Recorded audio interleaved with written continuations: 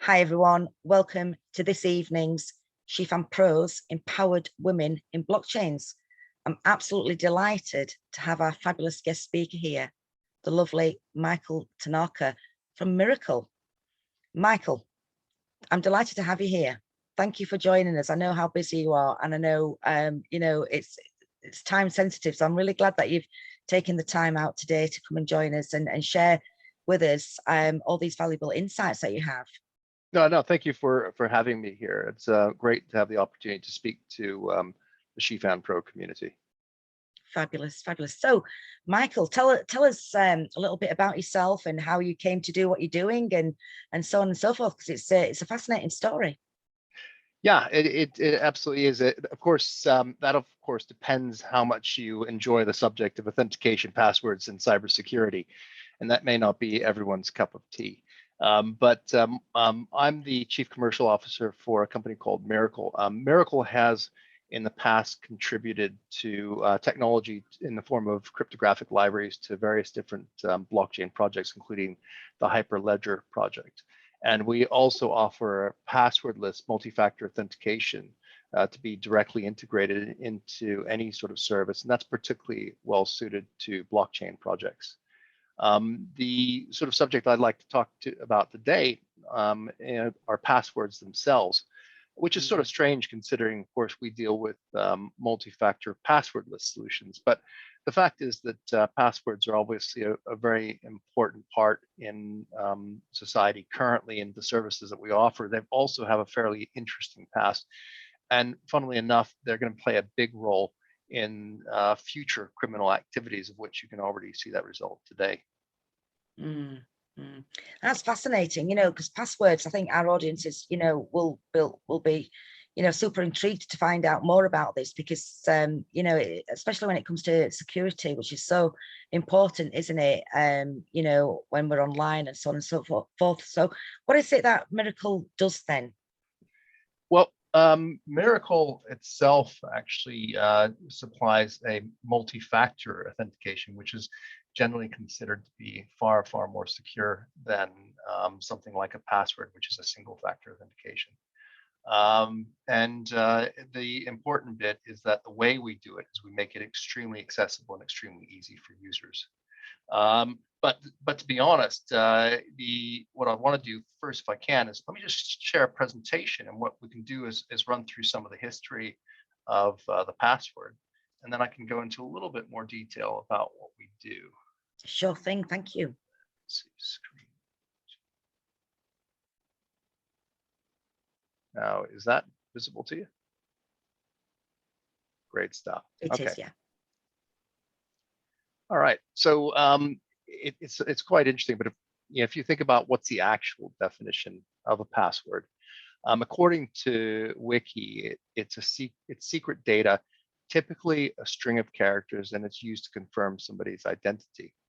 And at some point in the past, when you've started your relationship, registering with a site or joining a secret sect or something like that, you'll either have made one up or been given a password.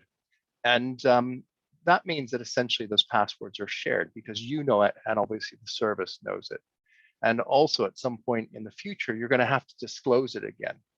And well, why is that important? Because really, cutting to the chase, shared secrets, as we all know, never really remain secrets. But if we can step back a little bit, the password itself, or at least the concept of using a password, passphrase, or something like that, has been around for thousands of years, and there's plenty of references to it in the ancient Roman military, who used passwords to distinguish friend from foe. But in the modern context, it happens to be the man pictured in the center there, Fernando Corvato, who around 1960-61 developed a method for sharing computer resources. And up until that date, there really wasn't any way to do it. So by creating a username and password for a specific user, they could then allocate the amount of resource or access somebody might have to this particular computer resource. And then within that year, the sort of first hack took place. And that was one of the PhD candidates, a guy named Alan Scher. he found a way to reset his time to zero. In other words, he completely bypassed that password system because he said, "Oh, I don't want to deal with the password. Instead, what I'll do is every time I reach zero, I'm just going to reset it."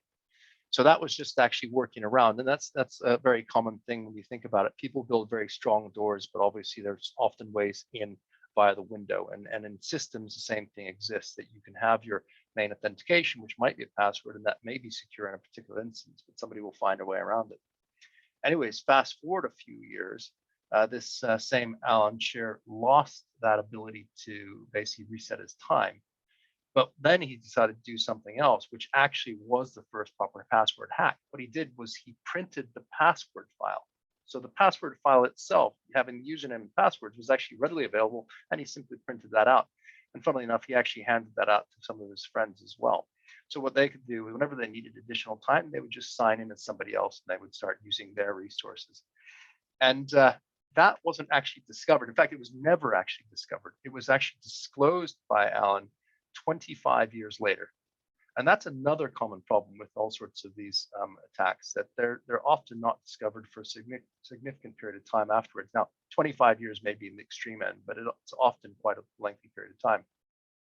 So if we fast forward from the 1960s to the 1990s, now you've got a global connection of interconnected computers. And of course, that's the internet as we know today.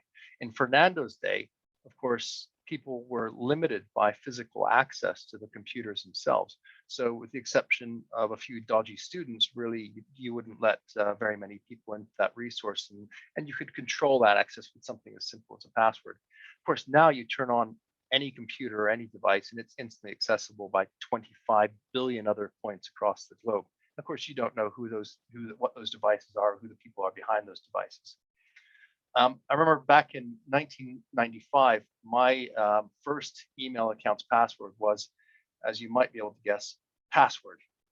And believe it or not, as of 2022, that's still the fourth most common password in existence today, which is quite incredible if you think about it.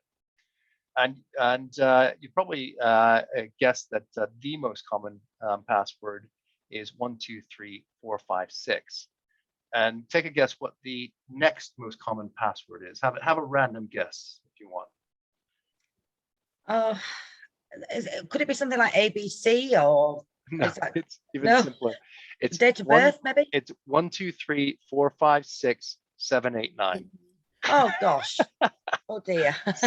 So as you can see, it's not a lot of sophistication, easily discovered, and everybody really knows about those possibilities. So that's one of the reasons why people brought in complexity rules. And you can sort of see from the graphic right there, it was talking about, this is an extreme example, but this is a real example. Must be 8 to 32 characters long, including upper and lower case, number, special character. It's got to be different than your last 5 passwords. You need to rotate it, and on and on and on and on. Now, as I mentioned, that's probably a more extreme case.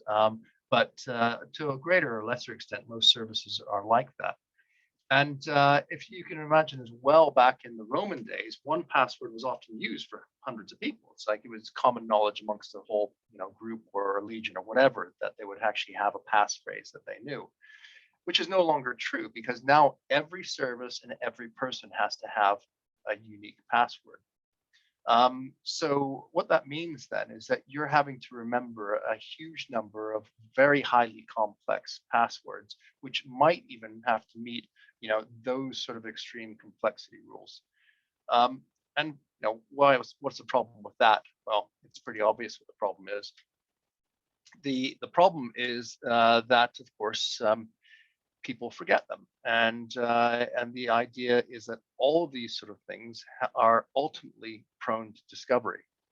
In fact, if you look at the sort of security of passwords in general, a lot of the security around a password is actually to protect it on the service side. Because if you think about it, you've got a database of a whole bunch of usernames and passwords, and the last thing you want is that one to be leaked, and then everybody knows what those are. And why is that important? Because of course, if you do steal that, then you can attack another service with a similar username and passwords. So think of it this way: as an example, if you've got an account with AT&T, and AT&T's credential database, that is a username and password database, is stolen, then it's really simple for the hackers to just assume that a large percentage of those users will also have an account on Verizon or T-Mobile, and all they have to do is retry them. And that's sort of describing one of the most common attacks out there, which is called credential stuffing. And you don't have to be a computer genius to run these sort of attacks, because it's really it's built on the premise that people have reused their passwords and used them for more than one service.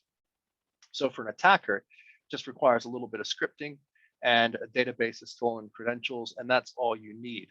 And depending upon the quality of those stolen credentials, how recent they are, how similar the stolen service was to the service they're attacking, and the size of the target service, and so on, some attacks can have as high as a 2% success rate. So that means, if you think about it, if I'm now hitting you with 1 million stolen credentials, usernames, and passwords, I might be able to crack into around 20,000 accounts. And of course, that didn't require any sort of real sophistication or technology about it at all. And that's not to mention another really common type of attack, which is called password spraying. So remember, I said before, the most common sort of passwords are things like 12345 and 123456789, and in fact, password itself. So the simplest attack would be to target any service with a large number of users, and then try just those three passwords against the whole database of users. And you know that a proportion of those users will have used those passwords. So just randomly, and again, no sophistication, you get all of them, and then sooner or later, you're going to find a few people who used 1234556 and so on and so forth. Of course, they may have some complexity rules in place to try and make it a little bit harder, but the end result is that what people generally do is they'll create a password for a given complexity and then reuse that again. And the more complex that password, the more likely they are to actually reuse it, because again, it's nearly impossible to remember. So the question is, why do we care about all this? And ideally, you should care, but the statistics seem to show otherwise, and we'll take a little bit closer look into that later on. Most people assume hacks are to steal money, and in fact, many are. But a lot of the hacks that take place are to steal your personal data. And believe it or not, a significant portion are just to steal your passwords, which that sounds counterintuitive. It's like, why am I stealing a password? Why don't I want the thing that the password's protecting? Well, remember what we said about those different attacks like credential stuffing. If I know your username and password, that's got value to me to then attack another service. So this makes pretty much every service, every online service out there, a potential target, because you may be securing nothing of value. You may have no credit in users' accounts. It might just be a news site, or something like that. You may take no personally identifiable information or anything that you could think is of value. But even that credential database will have value, and that means that you will be subject to attacks and people will try and steal that. So that's where these numbers on this slide really start to sort of come to light, and why they're so important. Because if you look at it, these represent actual usernames and passwords stolen from these services. And pretty much in all these cases, these are now being resold or given away to power those sort of attacks. And of course, as we've seen, the attacks are easy to start and run, and also can be very, very effective as well. So looked at another way, obviously, we know cybercrime is a huge business, and it is measured in trillions of dollars, and an absolutely mega number of 10.5 trillion in 2025. And it's not surprising, of course, what we've talked about. Passwords a big contributor to those statistics. Right now, it's estimated there's around 15 billion passwords for sale on the dark web. And that means that powering those credential stuffing attacks is really, really easy. And keep in mind, it's not just an inconvenience and a cost, that the cost of the business can be actually crippling in many, many ways. So most breaches, for example, aren't discovered for hundreds of days. Go back to Fernando example, his PhD candidate, that wasn't discovered for 25 years. That's obviously, again, extreme, but I think the average is around 287 days for enterprise hacks that IBM found recently, and in the healthcare industry, it's somewhere closer to 350 or even longer. So that means that there's an incredible amount of work that has to be done just to try and detail the depth and the breadth of the attack to start with. And of course, that's not going to come cheap. Then you have to think about remediation of all the losses, the damage that's actually been done. And of course, then you have to make sure it can't happen again. So those things already can cost a huge amount to a business. But then you look at things like the damage to reputation. And then on top of that, you have things like data and privacy laws. For instance, in Europe, we have the General Data Protection Regulation, otherwise known as GDPR. And that allows fines of up to 20 million euros or 4% of your worldwide turnover, whichever is the largest. So as an example, in British Airways case, they were fined $26 million, and Marriott Hotel Group around $23.8 million for some data breaches. And in actual fact, they got off really lightly because it was only because of COVID that the ICO was a little bit more lenient, because the original announced fines were $238 million and $123 million respectively. But as you can imagine, for a smaller business or for any business that's on the edge, being fined something like 4% of turnover, coupled with the cost to actually fix the problem, and on top of that, the damage to your reputation, you could very easily be looking at a failed business. So question is then, how can users possibly remember properly secured, unique passwords which aren't subject to these sort of attacks? And that is the big problem, because if there's roughly 100 unique passwords at every sort of professional user, and some people have that number much higher, depending upon your role, it could be 150 or more. But given that number, it's pretty much an impossibility to remember unique passwords. So they have to reuse them, write them down, share them, or consolidate them in something like password managers or other systems like that, which means, of course, then they can all be hacked at once, and there's other vulnerabilities associated.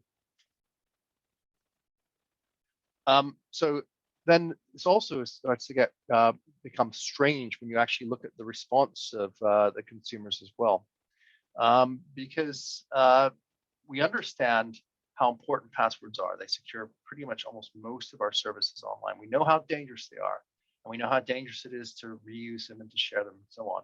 Yet 65% of people use the same password on multiple sites, and some surveys suggest that's as high as 88%. So I've taken the more conservative number there. And between 13 and 20% will use the same password on all services. I don't even know how that's possible, because of course most services have different complexity rules, and I don't know how. Maybe they just choose one really complex one and use it for everything. But there are certain people who will try and use it on absolutely everything. And now this is where it gets even, I think, stranger. 40% of people recognize that they have been breached, and of those, nearly 50% have actually lost money. Yet 55% of users won't even change their password after a breach, which is pretty incredible if you sort of think about it. So this introduces another big challenge that services face, because on face value, you can argue that users are just lazy and complacent, but I'd actually argue they're quite smart, or at least evolution's done a great job, because humans naturally find the path of least resistance, and which means that they expend the least effort and the least energy possible. So what the stats on this page show us is that even after a breach, users won't do anything. And why is that? My theory is because the user's natural assumption is that the service will always make good on any losses suffered. Of course, that's fairly short-sighted on the user's part, and it may not be true, but for most financial institutions, it is true, and the users know it. So, and most services as well have another problem, that they are very cautious about forcing users to do anything, even if it's in their best interest, because users generally don't care. And of course, this often means that'll be another reason why they can go somewhere else or want to go somewhere else. So in summary here, we have a situation where users want an easy life, and the services have to take on all the responsibility for security. The services also have to insure their users against any losses. So I'll be honest, it doesn't sound fair at all for the services. But who can blame them for not actually trying to fight back? But one of the things the internet has given us is a lot of choice. For example, if you look at baby boomers, they kept their current accounts for an average of I think it was nearly 20 years, and now Generation Z on average only maintain those accounts for a couple of years. So what that means is the services themselves, they have to be extremely careful about putting in place any sort of, let's say, friction or consumer unease in that process, because people just go somewhere else. So it may not come as a surprise then that a lot of services will offer more secure methods to log in, generally called multi-factor authentication, but the users don't use it, right? So I think recently Facebook reported that only 4% of their users use multi-factor authentication, and Twitter even less at 2.4%. So what is this multi-factor authentication that you've probably heard about? So if you think about it, passwords are sometimes also known as a single factor authentication. And that is a knowledge factor, something you know, which the service can obviously confirm and allows them to let you in. Multi-factor means you're generally combining that password with something else, such as a possession factor like a mobile phone, or perhaps a secure ID hardware token, similar to those key cards you used to have for your bank accounts and things. You can also use something like a fingerprint or a face ID, which is considered something you are. What MFA does, multi-factor does, is it makes the job of the attacker much, much harder, because they have to defeat all the factors in that authentication in order to be able to log in as you. So now, multi-factor authentication itself as well has been around even longer than the internet. In fact, we've always had multi-factor authentications possible. But the big question is, if that's true, they are available, why is it still that around 95% of all consumer logins still take place using passwords, and the actual multi-factor logins are so rare and few and far between? And that's because in general, users perceive passwords as being easy to operate, or in other words, they're familiar with the process. For the services as well, they're fairly easy to deploy. And for the user, of course, they don't have to worry about what device they have in order to operate these passwords. And also for the service, they're generally affordable. And if you actually tear apart multi-factor, generally speaking, it fails in one or more of those characteristics. So if you take as an example back with our secure ID tokens, the things that the banks use, they're fairly complex, multi-step process. They're very hard to maintain because they're physical assets that get lost and have to be managed and so on. And they're also very expensive. So unsurprisingly, about the only services that usually deploy them are pretty much bank accounts and things like that, where you've got a captive audience who has to get into their account. You can put them through any hoops and hurdles, and they'll still get there sooner or later.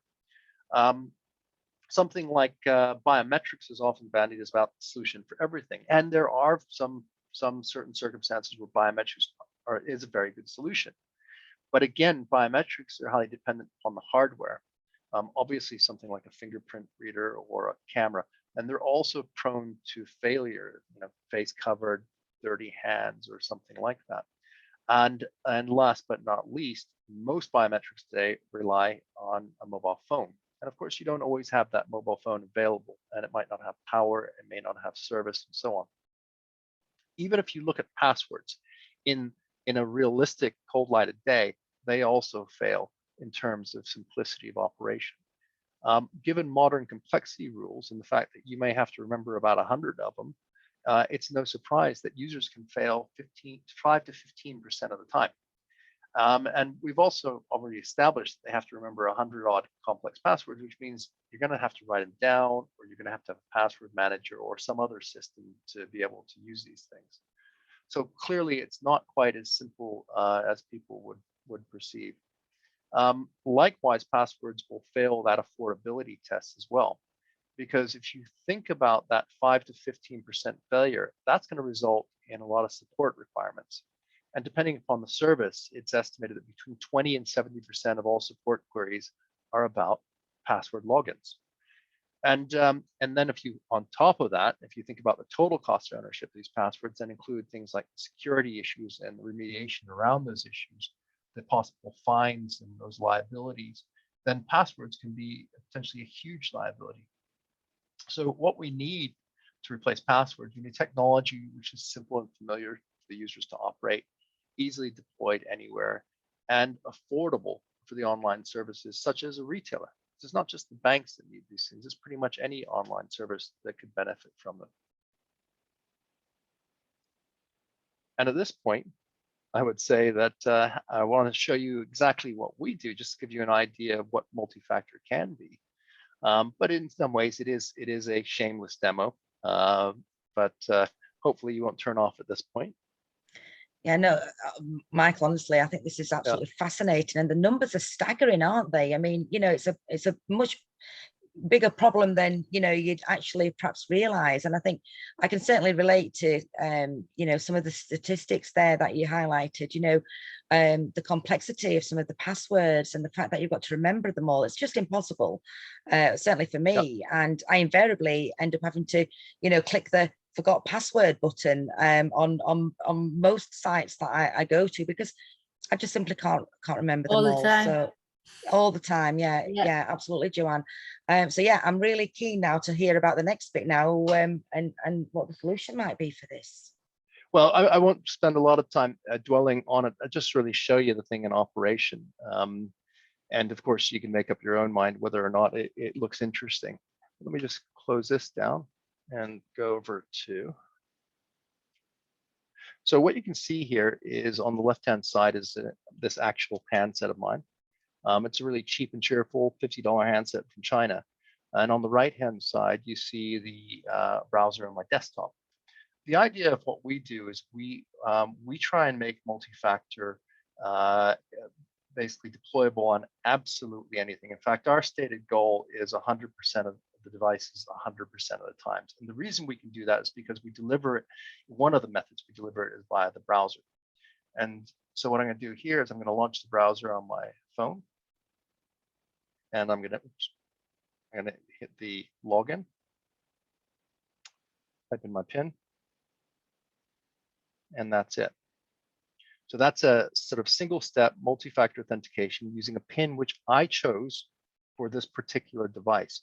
And that's where the security comes in, because we allow the users to choose a PIN for any trusted device.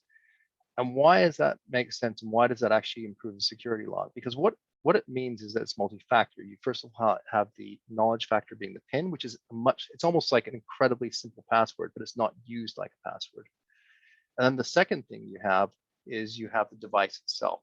So this means that an attacker, let's say somebody randomly from another part of the world, tries to go to your bank or to your service or whatever it may be and tries to log in, they won't even have the opportunity because they don't have your device. So it pretty much stops all your common attacks, credential stuffing, password spraying that we talked about, but also you might have heard of attacks like phishing, replay attacks, man-in-the-middle attacks. Pretty much any remote attack can be stopped. And because we could do it in a browser, it really doesn't matter what hardware or what operating system we're using. So here, I'm going to do the same, logging into my desktop. And you might compare that versus actually trying to log into your own, let's say, bank account or something similar. And you'll notice that we can do it in 1/10 the time with a high degree of certainty. Because we've simplified the process, making it a single step, we get rid of all the sources of failure, such as system failure. So in other words, is my phone there? Can I turn it on? Does it have connection? User failure. Are they managed to transfer the OTP, that one-time passcode from one device to the other? Or distraction. They basically pick up another channel, being that phone. They're looking at it. They suddenly get hit by SMS text messages of another nature, or maybe emails. The end result is whenever you add additional steps, you add additional potential failure, system failure, and also user failure. And what we do is we just do away with all that.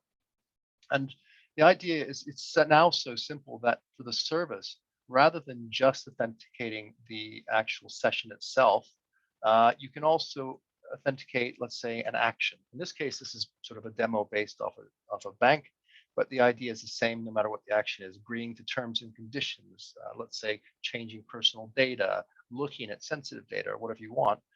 You can then re-authenticate the user in that same frame without any distraction. So again, with a high degree of certainty. And on top of doing that, we also created a digital signature, which is very useful, because what it means is, as well as having that authentication that took place, which meets, by the way, PSD2 strong customer authentication requirements, which basically only be interesting to those people who know what that is. And I can certainly answer questions on that later. But in addition to doing that, we also then create a digital signature which proves irrefutably and immutably the fact that it was this ID which authenticated this transaction, not that we just have an authentication having taken place in close proximity, but there's irrefutable evidence that those things have interacted. I mean, there's loads more I could potentially show you, but really I just wanted to give you the basic idea, because deployment via the browser means that it's really easy and we don't have to worry about, there's no downloads, there's no plugins, there's no permissions. It just works. It gets rendered the same way your website does. So you can go from 0 to 1 million users as easily as 1 million users can visit your site. The cost perspective as well, what we do is we charge on a per use basis, and we try and undercut text messages significantly. In Europe, that could be potentially as low as 1/40th the cost of a text message, depending upon the volumes. And then, of course, the other thing is simplifying that whole process, making it incredibly easy. So we think we've hit that simplicity, deployability, and the affordability angles. So hopefully, although that was far too quick, I hope you left with an idea of how MIRACL's technology is very different, and obviously a big improvement on your typical multi-factor. There's a lot of unsubstantiated claims, but of course, if anybody wants to hit me up, email or call, I'm happy to talk in more detail. That's fabulous, Michael. Thank you so much for sharing that with us. It's absolutely fascinating and, you know, staggering. Like I said, you know, some of the numbers, and, you know, I mean, whilst I, you know, appreciate that security is obviously very, very important, and everybody should always keep themselves safe online. I think, you know, I don't even need to think. I hate passwords. They're just a bind. Every time I try and go into one device or one site or one whatever it is, it's a different password every single time. I'm not allowed to write it down because that doesn't, you know, it kind of defeats the object. And like I said to you earlier, you know, I constantly find myself clicking on the forgot password, and then I've got to follow all the links, and it's just, and I do it again, you know, because I just can't remember. So this is absolutely fascinating and genius, really, isn't it? And I like, you know, that, like you said, you know, it simplifies things as well for users, whilst keeping them incredibly safe. In fact, much safer. You know, so, you know, it just ticks all the boxes for me. I absolutely love it.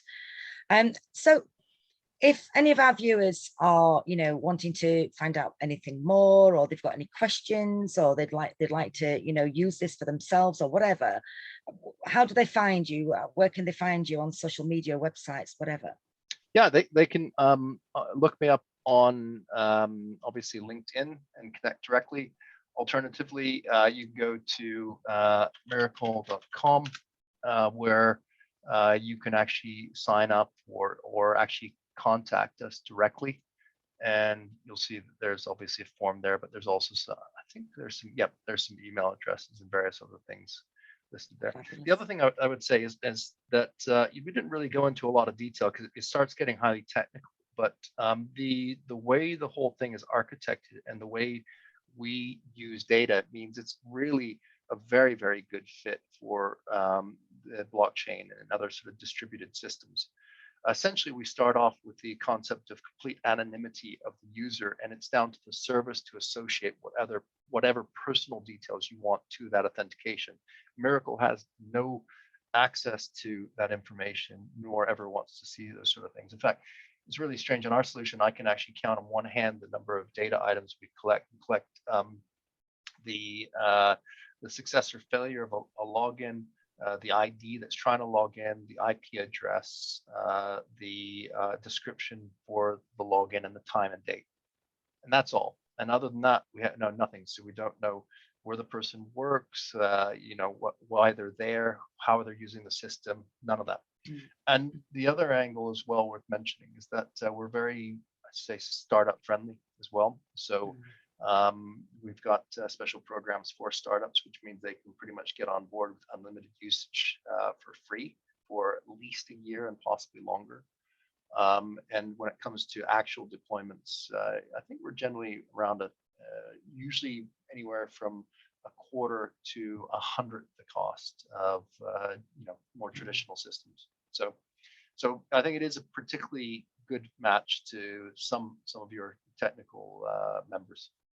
Absolutely fabulous. And I know the Shifan Pro community, and indeed some of our partners as well, would really benefit from something like this. So, you know, like Michael said, you know, anybody watching this back on the recording, you know, contact Michael's team and ask any questions. You know, I know Michael and the team are very approachable, and I'm sure we'll be happy to answer any questions that you have moving forward and help you out as much as possible. And like you said, Michael, you know, it lends itself as well in terms of the budget for new startups as well. And I know we have a lot of those in our community here at SheFan Pro as well. So please, you know, obviously Michael and MIRACL are a partner of SheFan Pro now, which I'm very proud to let you all know, for those of you that that aren't aware of that.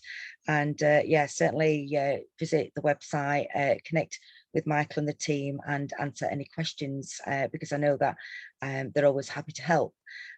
So Michael, you know, just a huge thank you for today, for sharing all this. It's absolutely fascinating. It's an answer to my prayers. It really is, because you know, passwords are one of the banes of my life. They serve to make my life certainly much more difficult than it already is at times.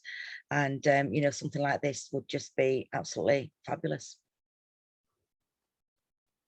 Well, it's down to the services to initiate that, though. Unfortunately, I'd love to be able to just allow everyone to use it on everything right away. But really appreciate the chance to speak to the community, and obviously very happy to answer any questions or come back and do whatever else you'd like to do.